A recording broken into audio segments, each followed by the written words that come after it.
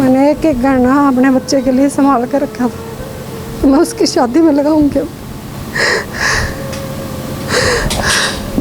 उम्र लग जाती है जमा पूंजी इकट्ठे करने में। मेरी तो शादी का गहना मेरे माँ बाप ने दिया, मेरे ससुराल से चढ़ा, पापा के रिटायरमेंट में मिला, आगे से बहू का जोड़ा, सारी मेरी मेहनत खाक हो गया।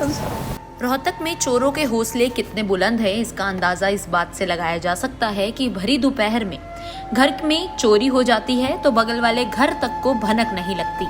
मिली जानकारी के अनुसार सुदेश वर्मा कृपाल नगर में रहती है और शाम तकरीबन 4 बजे अपनी बेटी के साथ डी पार्क में राखी की खरीदारी करने गई थी, लेकिन उन्हें क्या पता था कि खरीदारी करनी उन्हें महंगी पड़ जाएगी।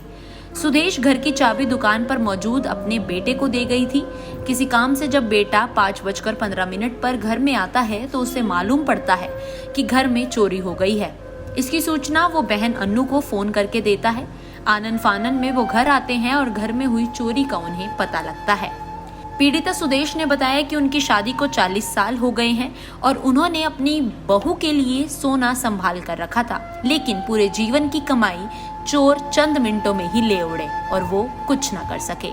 मैं कल यहाँ से 4:15 बजे से यहाँ से गई हूँ बेटी के बच्चों के कपड़े लेने, स्कूल में फंक्शन था और वो भी लॉक लगाया, पीछे का भी दरवाज़ा बंद करे हैं सारे, और इधर से भी मैंने लॉक लगाया अच्छी तरह से। और मैं जैसे गई हूँ, मैंने बेटे को रास्ते में फ़ोन किया, बेटा तू गाड़ी में बैठते के साथ ही कि बेटा तू कहाँ है, कि मैं तो अभी शॉप पर हूँ मम्मी, 10 मिनट लगेंगे। मैं कहा एक बार मैंने अन्नू के साथ जाना है मार्केट, तो वहाँ तू चाबी ले ले। बोला ठीक है, आप सोनीपत स्टैंड के पास आ जाओ और मेरे को चाबी दे दो। और फिर बेटा आया एकदम से घर यहाँ, उसने देखा तो ये अंदर से कुंडा बंद था, बाहर लॉक लगाया हुआ है, उधर का दरवाज़ा आधा ओपन हो रहा है। उसने दरवाज़ा हिलाने की कोशिश करी, लॉक खोल के, कुंडा नहीं खुला। फिर उसने और ज़ोर ज़ोर से खोला तो वो कुंडा शायद उससे निकल गया और वो बाहर चला गया। और फिर उसने अंदर वो डरता डरता सा गया कि कहीं अंदर ना हो। पीछे का भी दरवाज़ा ओपन, सारा घर में सामान तहस नहस। फिर मैं तो बेसुध हो गई थी। उसने मेरे को भाग के फ़ोन किया, मम्मी कहाँ हो? मैं किला रोड पे हूँ बेटा, आप फटाफट आ जाओ कहीं भी हो। क्या हुआ बेटा? चोरी हो गई है। कैसे होगी? मैं तो सारे लोग बंद करके आई हूँ। मैं अभी आया हूँ, दरवाजे का भी, जाली का दरवाज़ा भी खुल रहा था, अंदर से भी खुला हुआ सब। और मम्मी जल्दी आ जाओ। कितने की चोरी हुई है, क्या क्या चोरी कर गए हैं? कम से कम 40 तोड़े तो सोना गया।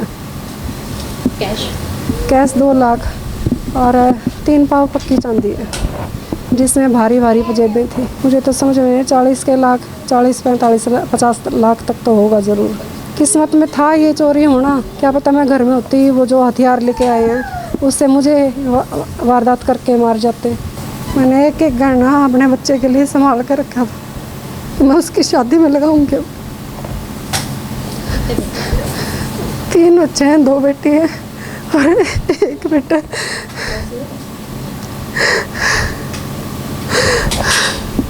उम्र लग जाती है जमा पूंजी इकट्ठे करने में। मेरी तो शादी का गहना मेरे माँ बाप ने दिया, मेरे ससुराल से चढ़ा, पापा के रिटायरमेंट में मिला, आगे से बहू का जोड़ा, सारी मेरी मेहनत खाक हो गया। सुदेश की बेटी अन्नू ने बताया कि वो स्कूल की प्रधानाचार्य हैं। राखी के अवसर पर फंक्शन की ड्रेस लेने के लिए अपनी मां के साथ बाजार गई थी, लेकिन पीछे से ये अनहोनी घटित हो गई। उन्होंने बताया कि 40+ सोना, चांदी व डायमंड के गहने हैं जिनकी कीमत काफी अधिक है। वो जल्द से जल्द आरोपियों की गिरफ्तारी की मांग करते हैं। एक्चुअली मेरे स्कूल में जो बच्चे, मतलब मेरे बच्चे स्कूल में पढ़ते हैं, उनका फंक्शन था तो उनको ट्रेडिशनल वियर पहनना था एक्चुअली। तो राखी भी आ रही है तो मेरे को लगा कि मैं कुछ उसके लिए लहंगा वहंगा ले लेती हूँ बेटी के लिए। मैंने मम्मी को फ़ोन करा तो मैंने कहा मम्मी मार्केट चलते हैं। हम 4 बजे के करीब निकले थे घर से।